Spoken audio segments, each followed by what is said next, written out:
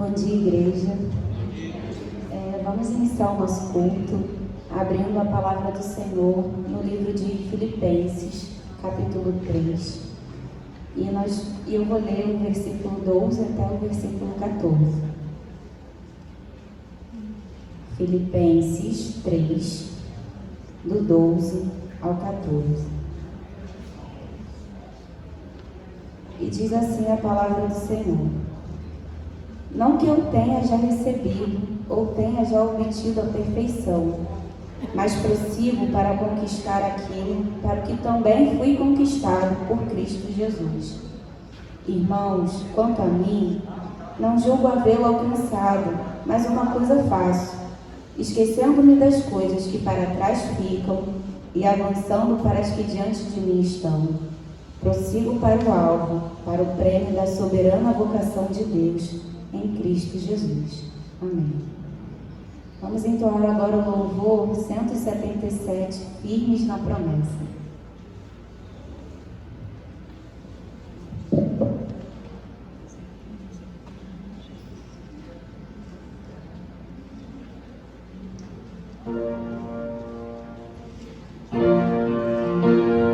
Vamos ficar de pé, igreja.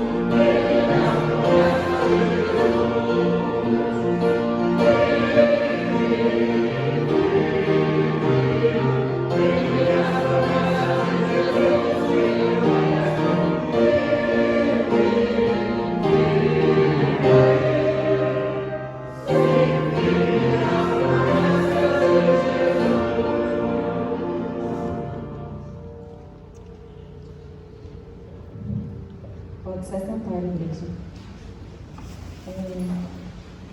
Eu vou pedir ao nosso diácono Luiz Felipe para estar fazendo esse momento de oração, de agradecimento, por estarmos aqui hoje.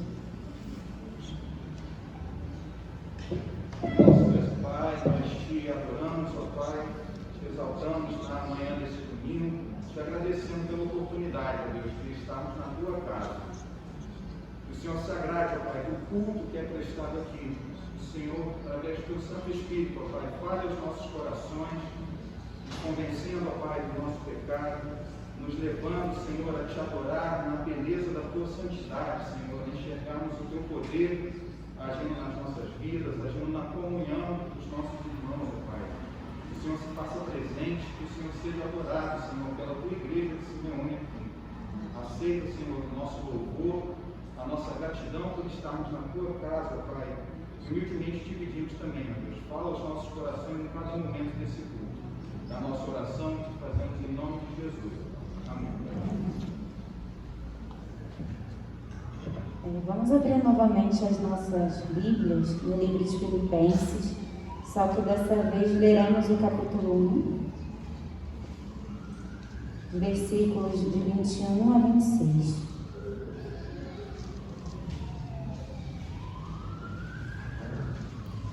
Vamos fazer uma leitura alternada, capítulo 1, Filipenses 1, do 21 ao 26.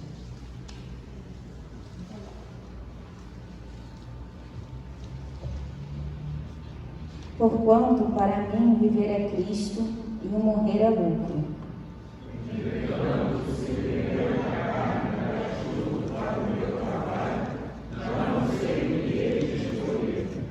Ora, de um ou outro lado estou constrangido, tenho desejo de partir e estar com Cristo, o que é incomparavelmente melhor.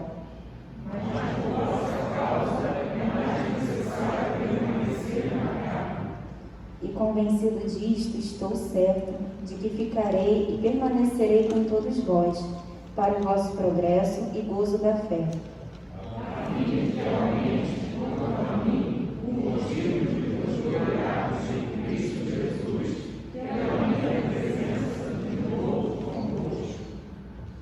Amém. Vou pedir novamente para que a gente fique de pé para entoar o cântico, o hino 225, dedicação pessoal.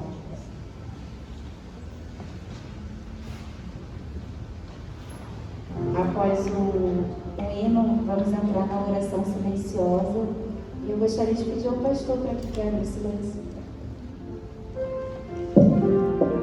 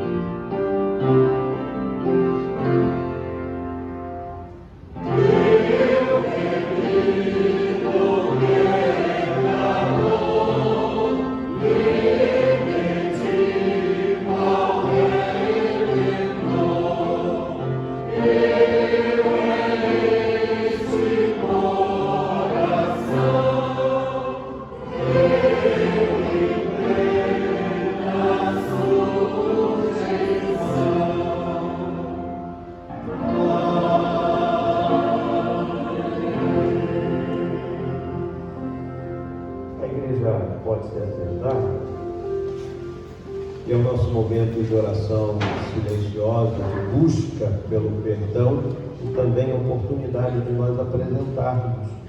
Quem sabe alguém que está frequente na sua mente, que precisa do amparo, nessa situação difícil, né, que a gente vive, vários amigos nossos, irmãos, com necessidades, principalmente dada essa situação, né, de sanitária que nós estamos vivendo. Então, por favor, coloque esses nomes diante do altar e peça também que Deus o abençoe, perdoe os teus pecados. Eu creio que uma das coisas mais difíceis para o ser humano é mudar-se, é mudar a sua mente, mudar o seu coração, que é tão difícil. Muitas vezes nós somos intransigentes, prepotentes.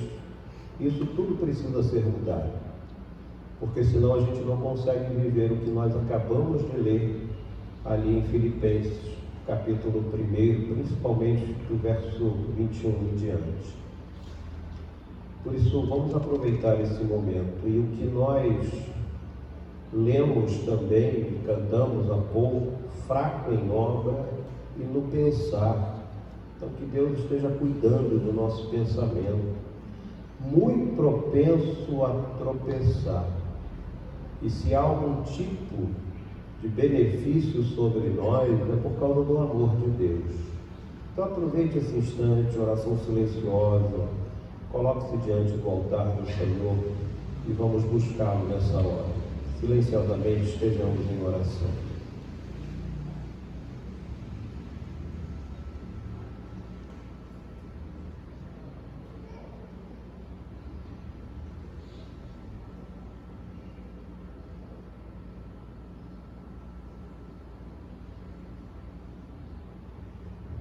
Obrigado, Pai, por esse momento de reflexão, momento em que pensamos alguns textos que demonstram o que somos diante de Ti. E vem à nossa mente, Senhor, que é o homem, para que dele tenha alguma lembrança. E quando nós olhamos o que somos, o que fazemos, aquilo que realizamos e não vai longo tempo, nós percebemos que é fruto do Teu amor o estarmos ainda vivos, não sermos destruídos pela Tua ira. Obrigado, Senhor, pelo Teu amor presente em nossas vidas e que, conscientes deste amor, possamos mudar e ter uma vida condizente às Tuas normas, ao Teu querer. Por isso, muda o nosso pensamento, altera em nós aquilo que precisa e deve ser alterado. Abençoa-nos, Senhor, nesta hora de culto, perdoando-nos.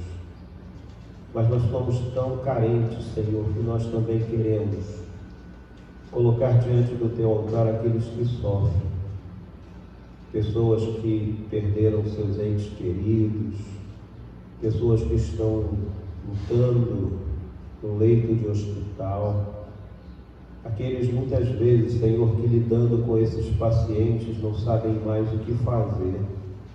Abençoa, Senhor, dá paz, sobretudo, a esses corações.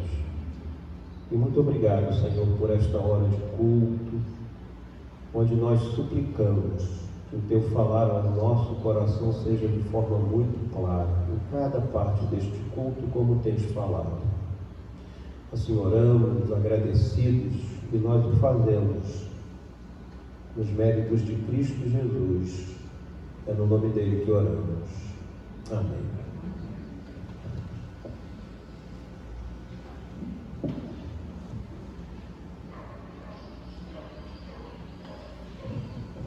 Amém. Eu venho convidar a equipe de louvor para estar agora entoando cânticos ao nosso Deus.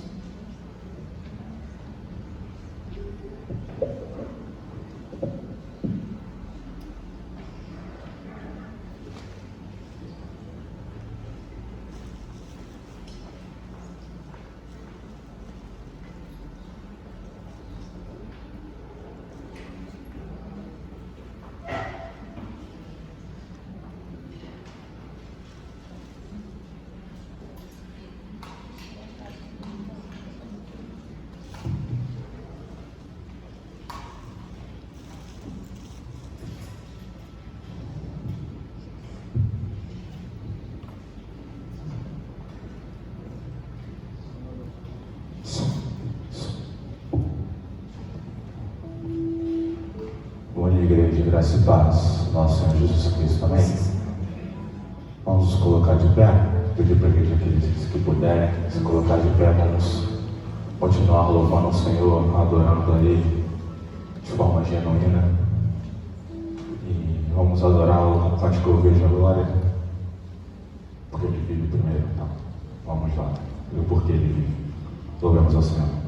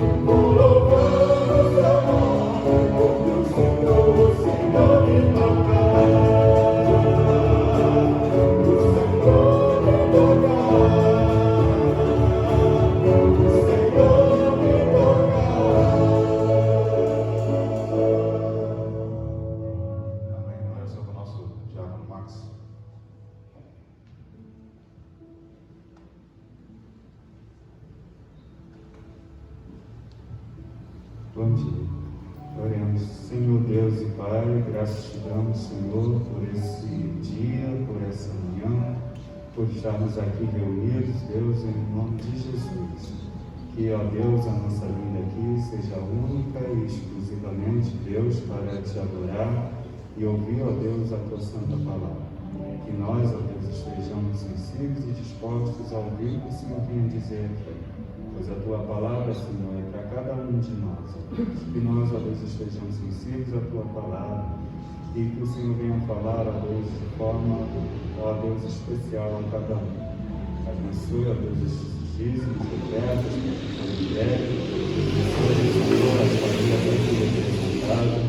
Seja com cada um, Senhor, em nome santo de Jesus. Amém.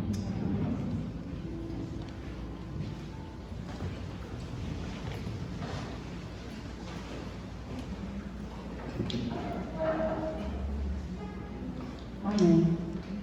É com muita alegria que a gente comemora mais um domingo, mais uma vez, né, o aniversário da nossa UNP, da nossa mocidade.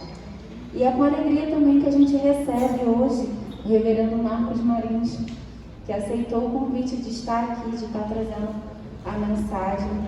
E eu gostaria de chamá-lo nesse momento. Obrigada, professor.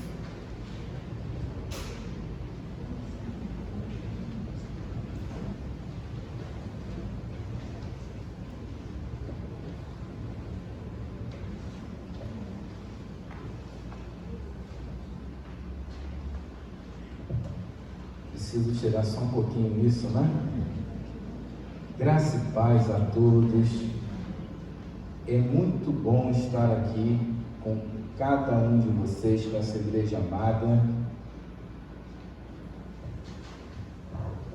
Gente, desculpem, mas acabou de chegar a informação aqui pra gente que tem um carro com a placa POB 0F26 que está fechando um carro que está precisando sair aqui. Se pertencer a alguém que está aqui, por favor, se puder, dá uma chegadinha ali para poder retirar a placa POB 0F26. Tá bom, gente? Desculpe a interrupção. Está perdoado, está perdoado. Nós estamos muito felizes, né, de ver rostinhos aqui, amigos, apesar da máscara, né? A gente, pelos olhos, a gente conhece. E saber que o Senhor tem cuidado e preservado de nós. E que Deus tem feito a sua vontade em nossa vida. Porque cada dia é um presente do Senhor. E que a gente saiba reconhecer sempre isso. Trago o abraço da Igreja Presbiteriana Central de Irajá, do seu conselho. E eu me sinto parte dessa igreja, eu brinco, né? Ser Central de Irajá me largar, eu venho sentar aqui no banco, né? Fazer parte daqui, aqui com os irmãos. Amo vocês, amo esse lugar. Tenho muitas lembranças aqui. Desde pequeno, quando eu entrei, entrou uma multidão pelaquela porta, que eram os membros da igreja de Irajá que estavam sendo transferidos para cá. Eu pequeno, devia ter meus 11 anos por aí, né? Seguindo papai e mamãe. E antes de ser da Central de Irajá, fui membro daqui. Era membro daqui e a congregação era lá. E me lembro muito. E estava perguntando, pastor, quantos anos tem o UNP? Alguém sabe me dizer? É aniversário da UNP, tá? Qual a idade da UNP? Ó, vamos ficar me devendo. Pergunta de prova, né? Quantos anos tem a UNP? E me foi encomendado um tema, né? Me passaram um tema. E eu confesso que eu sou meio resistente quanto a tema. Porque geralmente a gente aprende a pregar sermão expositivo, né? E o tema faz a gente quebrar muito essa rotina de exposição. Mas o Pedro foi muito bom comigo. Cadê Pedro? Caiu o mesmo tema que eu vi no passado, a última vez que eu estive aqui falar com vocês, mas eu peguei aqui, eu melhorei um pouquinho, né? E vamos conversar sobre isso. E qual foi o tema proposto pela UMP? Segundo o reverendo Paulo, são muitos anos de UMP, né? A igreja tem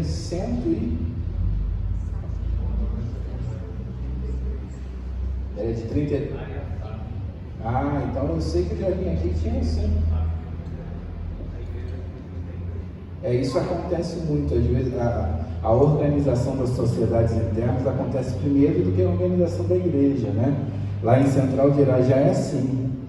A SAF, a UMP, UPA e o CB foram organizadas antes, enquanto eram congregação ainda, né? Então isso acontece. Mas o tema proposto foi como sair do comodismo. Tem algum comodista aqui? Será que temos? Eu posso dizer para você que se acomodar é algo natural do ser humano. A gente, por exemplo, quando vai sentar, a gente tenta se acomodar bem, né? Encostar bem as costas, colocar numa posição que seja o quê? Confortável. Não é isso? Quando a gente vai escolher um colchão para dormir, a gente quer um colchão que o corpo se acomode bem, para que a gente fique o quê? Confortável na hora de levantar, e aquela preguiça de sair da cama. Não é isso? E a gente busca,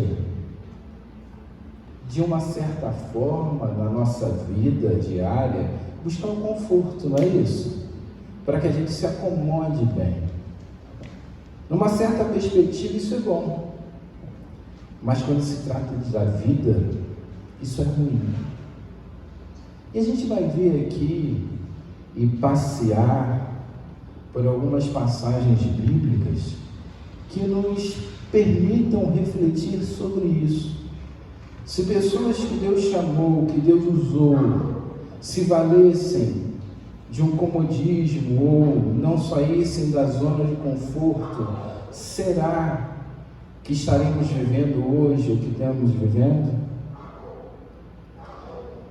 Quando a gente fala de uma pessoa comodista, a gente pode no dicionário, ele vai dizer egoísta, é uma possibilidade, pessoa que coloca a sua satisfação pessoal acima de tudo. Disse dessa pessoa de quem se esquiva de responsabilidades ou dificuldades, que só pensa na sua própria comodidade. São alguns dos significados que o dicionário traz. E vamos convir que, de certa forma, alguns momentos da nossa vida somos assim. E aí eu trago algumas perguntas para você. Não precisa responder, responda no seu coração. Você já viu alguém resolver suas crises, problemas e conflitos sem enfrentar com coragem os desafios? Já viu alguém cumprir o chamado de Deus para si, sem obedecer às ordens divinas? Já viu alguém prosperar com honestidade, sem muito trabalhar? Já viu alguém crescer profissionalmente, sem o devido estudo e dedicação? Já viu alguém ficar inteligente sem ler, estudar e pesquisar? São essas perguntas que nós temos, que a gente quer obter o êxito sem esforço, mas na verdade o êxito requer um caminho para percorrermos. E aí a gente pensa em Abraão. Será que Abraão alcançaria a promessa de Deus para os seus descendentes se continuasse habitando com seus pais?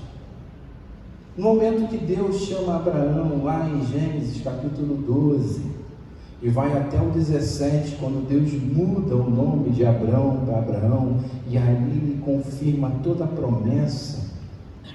Será que Deus faz esse convite para que Abraão continuasse da mesma forma que ele vivia, no mesmo lugar, vivendo com seu pai. Alguém lembra o nome do pai de Abraão? Terá, ou Tera, né? Lá em Gênesis 12 a gente encontra o relato do 11, anterior a isso, lá na cidade de Ur. E ele, ouvindo o chamado de Deus, não deixasse casa, pai, irmãos, e pegasse Sarai, sua esposa, até então Sarai, e saísse para cumprir o chamado de Deus, sair do seu conforto, do seu lar, sair da sua casa, das pessoas que ele amava, para cumprir um propósito de Deus, crer na promessa que Deus fizera a ele.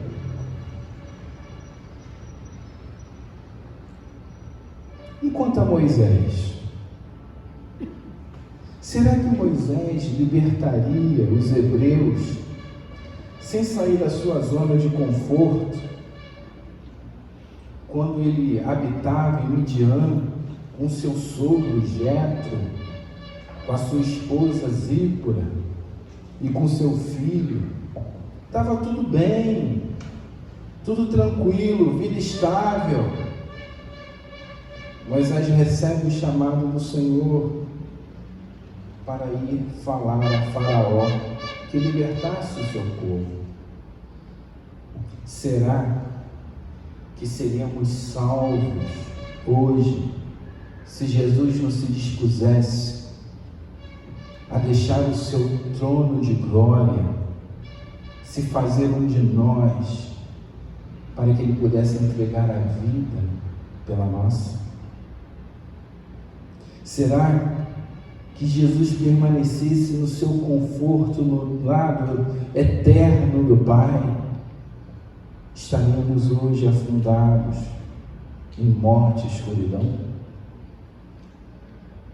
Tudo isso nos faz pensar que comodismo não deve ser algo que deve habitar no nosso coração. E quando a gente para pensar isso, e a seguinte interrogação surge: o que devo fazer para que isso não aconteça na minha vida? Quais atitudes eu devo tomar para que isso não aconteça em minha vida? Eu fico pensando também em Paulo, o apóstolo Paulo. Será que o Evangelho chegaria até nós se Paulo não se dispusesse a fundar igrejas, a pregar, a formar novos obreiros, a enfrentar os desafios de naufrágio, de prisões, para que o Evangelho de Cristo fosse anunciado, pregado, expandido? Eu quero propor aqui quatro sugestões para sairmos da zona de conforto. E aí vai. A primeira: para sair da zona de conforto, primeiro de tudo, analise onde você está. Olhe para a sua vida.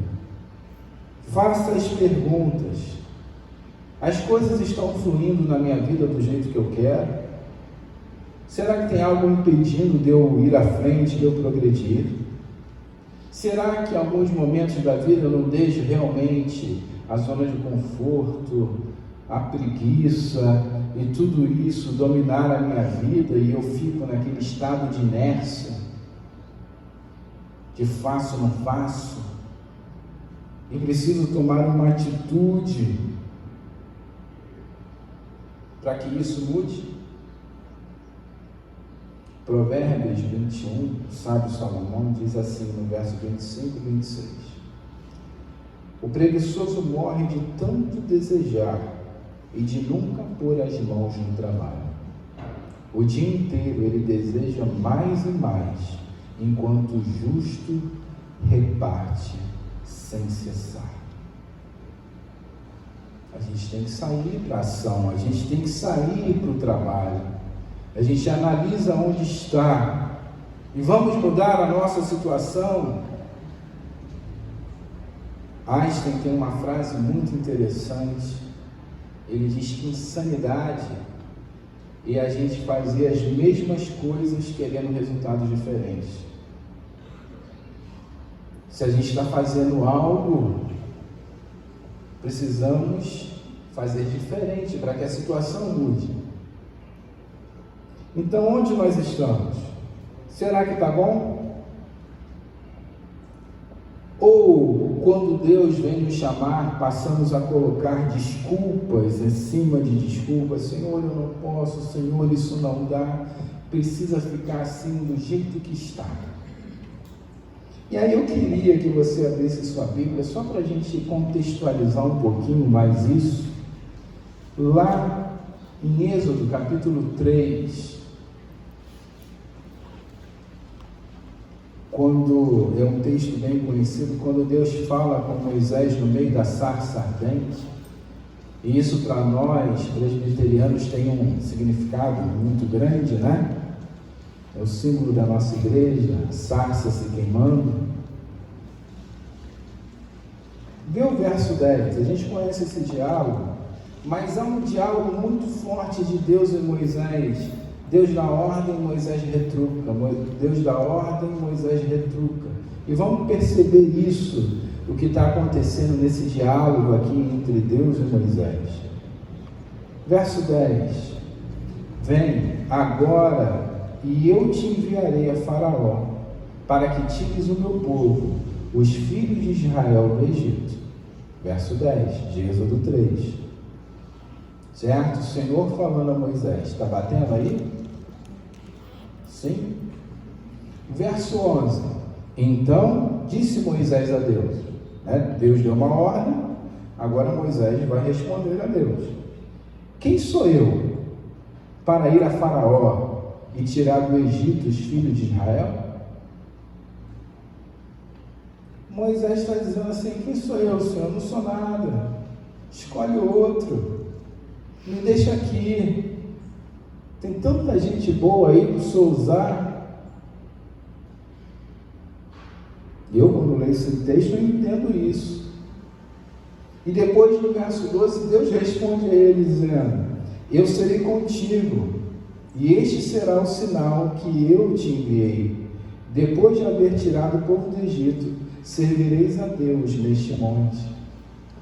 Então a gente começa a ver que Deus rebate. Você acha que não pode, mas eu vou contigo. Não se preocupa não. Eu te escolhi e eu vou com você. Aí vamos adiantar um pouquinho o texto. Verso 4, capítulo 4, verso 1. Começa, não terminou ainda o embate de Deus com Moisés, não. Ele começa lá no verso 1 do capítulo 4. Respondeu Moisés: mas eis que não crerão, nem acudirão à minha voz, pois dirão: o Senhor não te apareceu. O que Moisés está dizendo? Eles não vão crer no que eu vou falar. Eles não vão te ver, Senhor. Ele ainda está resistente, Moisés, quanto à ordem de Deus para ir. E Deus, no verso 2 diz: perguntou-lhe o Senhor: que é isso que tem nas mãos? Respondeu-lhe: um bordão. Então lhe disse: lança-o na terra. E ele o lançou na terra, e o bordão virou uma serpente, e Moisés fugia dela. Disse o Senhor a Moisés: estende a mão e pega-lhe pela cauda. Estendeu ele a mão, pegou-lhe pela cauda, e ela se tornou em bordão. Deus está dizendo: eu vou manifestar o meu poder. É isso que Deus está dizendo a Moisés. Eles virão os meus sinais, as minhas maravilhas através da tua vida. Mas no verso 10 continua: então disse Moisés ao Senhor: ah, Senhor, eu nunca fui eloquente, nem outrora, nem depois que falaste ao teu servo, pois sou pesado de boca e pesado de língua. Moisés continua arrumando uma desculpa, dizendo que não dá, Deus. para cumprir isso que o Senhor tem para mim. Respondeu-lhe o Senhor, verso 11: quem fez a boca do homem? Ou quem faz o mudo, ou o surdo, ou o que vê, ou o cego? Não sou eu, o Senhor? Vai, pois, agora, e eu serei com a tua boca e te ensinarei o que hás de falar. Ele, porém, respondeu, verso 13: ah, Senhor, envia aquele que hás de enviar, menos a mim. Moisés está fugindo. Moisés quer continuar na sua zona de conforto. Tá bom para mim do jeito que está aqui, Senhor. Tá ótimo. Não me tira daqui. O verso 14 tem uma recomendação muito forte para a gente. Diz assim: então se acendeu a ira do Senhor contra Moisés e disse: não é Arão o levita, teu irmão? Eu sei que ele fala fluentemente, e eis que ele sai a teu encontro, e vendo-te se alegrará em seu coração. Tu, pois, lhe falarás, e lhe porá na boca as palavras, e eu serei com a tua boca e com a dele, e vos ensinarei o que deveis fazer. Ele falará por ti ao povo, ele te será por boca, e tu lhe será por Deus. Toma, pois, este bordão na mão, com o que hás de fazer os sinais. É extraordinário esse diálogo do Senhor com Moisés. Deus chega a se irar com ele, porque ele queria continuar na sua comodidade. Ele queria continuar do jeito que queria. Ele queria ficar na sua zona de conforto e tudo bem, até o momento que Deus se ira com ele. Será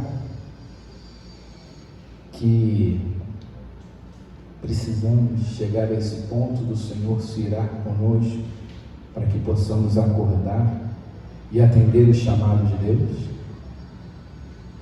Segundo, sair da zona de conforto exigirá enfrentar aquilo que está te prendendo. Muitos não conseguem sair da sua zona de conforto porque estão presos a alguma coisa. E aí, para isso aqui, eu queria usar uma ilustração que eu gosto muito. Gosto demais e talvez muitos aqui conheçam. Vocês já ouviram falar na história da vaquinha? Vou ler para você.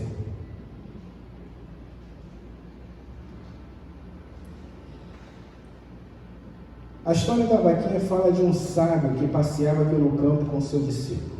Um dia, eles encontraram uma humilde casa de madeira habitada por um casal e seus 3 filhos.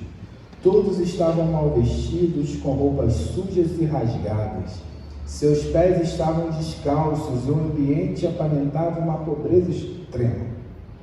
O sábio perguntou ao pai como eles faziam para sobreviver, já que naquele lugar não havia indústrias ou comércio e não se via riqueza em nenhum lugar. Calmamente o pai respondeu: temos uma vaquinha que nos fornece vários litros de leite todos os dias. Vendemos uma parte dele e com o dinheiro compramos as outras coisas que necessitamos. O restante usamos para o nosso próprio consumo. Dessa forma sobrevivemos. O mestre agradeceu a informação, se despediu e foi embora. Quando se afastaram da casa, ele disse ao discípulo: volte lá, pegue a vaquinha e jogue-a no penhasco. O jovem ficou chocado, porque a vaquinha era o único meio de subsistência daquela família humilde. Mas ele pensou que o seu mestre teria os seus motivos, e com muito pesar, levou a vaquinha até o penhasco e a empurrou. Esta cena ficou gravada na sua mente por muitos anos. Depois de algum tempo, o discípulo, culpado pelo que tinha feito, decidiu deixar o mestre retornar àquele lugar e pedir desculpas àquela família para o qual lhe causou tanto mal. Ao aproximar-se, observou que tudo havia mudado. Naquele lugar havia uma bela casa cercada por árvores, onde muitas crianças brincavam, além de um carro estacionado. O jovem sentiu-se triste, desesperado, porque achou que aquela família humilde havia vendido tudo para sobreviver. Quando ele perguntou por ela, eles responderam: somos nós, continuamos aqui. Ele entrou na casa e perguntou ao pai o que tinha acontecido, e ele, com um sorriso largo, respondeu: tínhamos uma vaquinha que nos fornecia leite e com a qual sobrevivíamos. Mas um dia, a vaquinha caiu de um penhasco e morreu. Nesse momento, fomos obrigados a fazer outras coisas, a desenvolver outras habilidades que nunca tínhamos imaginado possuir. Dessa forma, começamos a prosperar e a nossa vida mudou. A grande pergunta é: qual é a sua vaquinha? Algo que te impede de ir além, de mudar, de se reinventar. Quantos de nós, nesse período aí de pandemia, tivemos que nos reinventar? O médico teve que aprender a atender online. O professor teve que aprender a dar a sua aula online também. Eu estava acostumado, eu sou da época, não parece não, essa cara de jovial aqui, né? Mas eu comecei a dar aula, era com giz. Quadro verde ou negro. Depois me adaptei às canetas Pilot, né? E hoje é uma caneta digital que eu estou dando aula, numa mesa que escreve, que eu escrevo e aparece na tela do computador.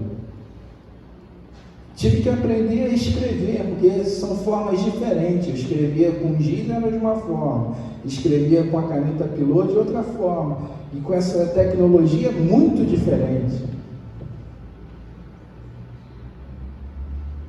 Precisamos nos reinventar todos os dias. E como igreja isso também é necessário. Vamos nos acomodar ou vamos ver outros meios de evangelizar? Hoje em dia, não sei, estou vendo o celular aqui, não sei se está sendo transmitido ao vivo, mas deve ter alguém assistindo. E talvez isso que a gente fale hoje aqui venha calar no coração daqui a 1 ano, 2 anos, 3 anos, numa gravação dessa.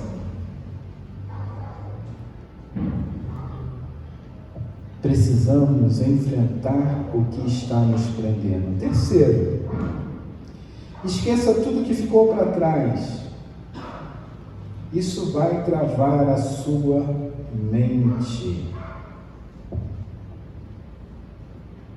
Esqueça tudo que ficou para trás. A gente aprende isso muito com o povo hebreu. Eles saíram do Egito com Moisés.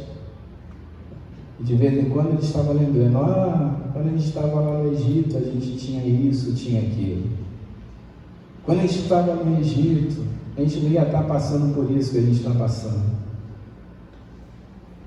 A mulher de Ló olhou para trás e virou estátua de pedra. Não é isso? Não olhe para trás, olhe para frente, olhe para as promessas do Senhor na sua vida. Vamos adiantar um pouquinho a história dos hebreus. Vamos já no período lá de Josué e Caleb, quando Moisés manda eles entrarem na terra. Ele mais 12, são 12 espias, não é isso? Que entram na terra. Vão lá, espiam a terra e voltam. Quando eles voltam, 10 estão dizendo: lá tem um povo grande, eles são altos, são fortes, a gente não vai conseguir vencer aquele povo. Josué e Caleb voltam, e o olhar deles é: a terra é linda, A terra manda leite e mel. É certo que o povo que está lá é poderoso, mas o Senhor está conosco.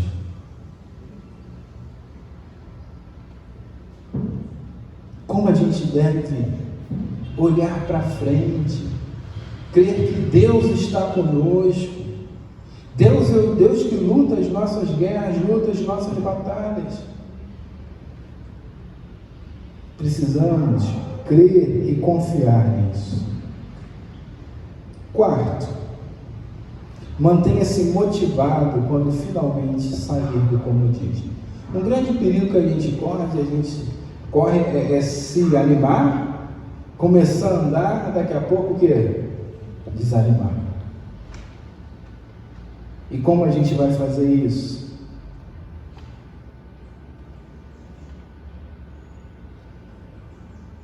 Mantendo comunhão com o Senhor. O Senhor é a maior motivação da nossa vida. A alegria do Senhor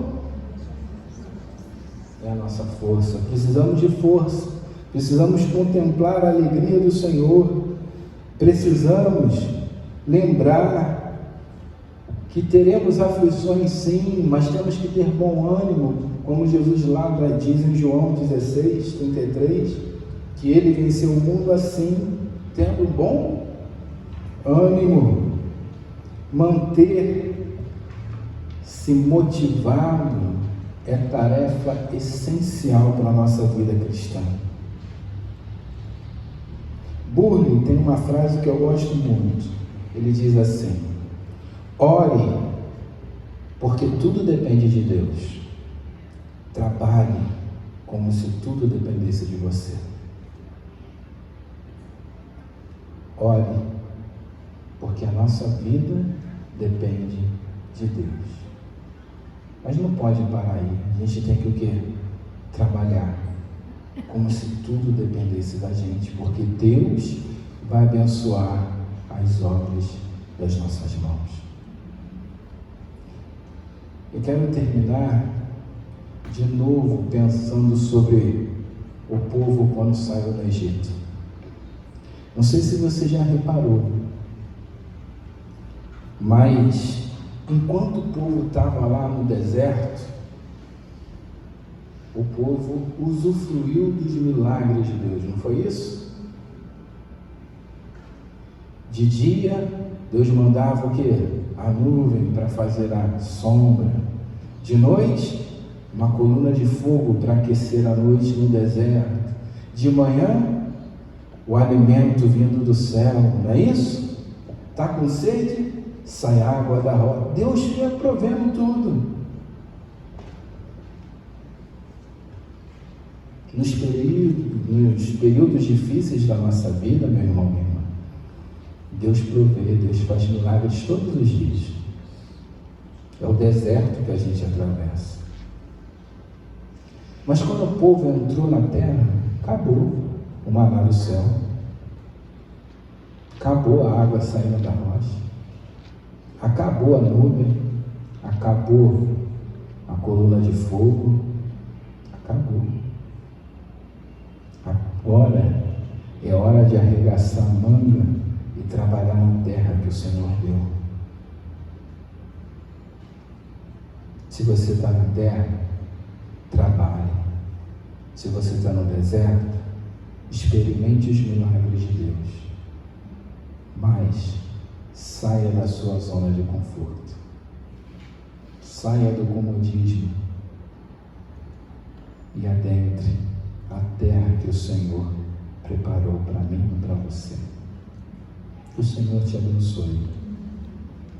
Que o Senhor te dê alegria todos os dias na sua presença. Você acorde pela manhã, agradeça a Deus mais um dia que Ele te dá.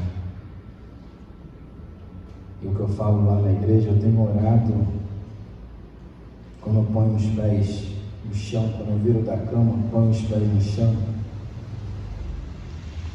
A minha oração tem sido muito pequena pela manhã. Tem sido assim, e Deus tem me abençoado de sobremaneira. Senhor, que nesse dia as nossas vontades se coincidam. Mas se forem diferentes, que prevaleça a tua. Em nome de Jesus. Amém. Que Deus abençoe cada um de vocês. Parabéns, UMP.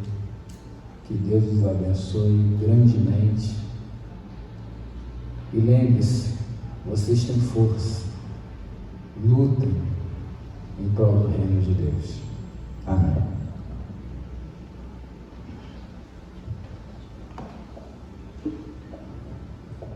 Eu quero agradecer mais uma vez ao reverendo Marcos por ter aceito o convite. Eu creio que o Senhor lhe falou muito através da vida dele, a todos nós. E nós queremos reforçar esse agradecimento. Muito obrigada pela sua presença hoje e pela palavra que foi colocada no seu coração, pelo nosso Deus. Nesse momento eu gostaria de chamar o pastor, o reverendo, para estar entoando o cântico da mocidade. Em pé, todo mundo em pé. Não, pastor, eu termino. Jovem.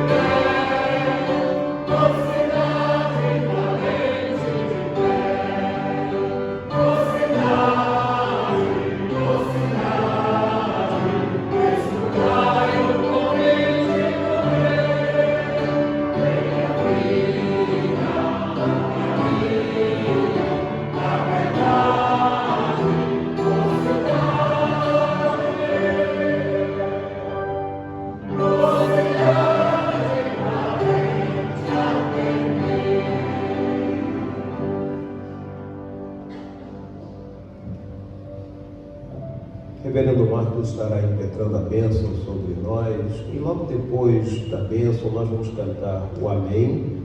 Vamos nos assentar e aí nós vamos desligar a nossa gravação, e temos algumas comunicações que nós faremos à igreja, tá? Então eu peço a paciência dos irmãos para logo depois da bênção, do amém, nos assentarmos e aguardarmos um pouquinho para termos o nosso pós-lúdio e a nossa saída. Vamos então passar a palavra ao nosso irmão Marcos. Quanto a mais, irmãos, fortalecei-vos no Senhor e na força do seu poder.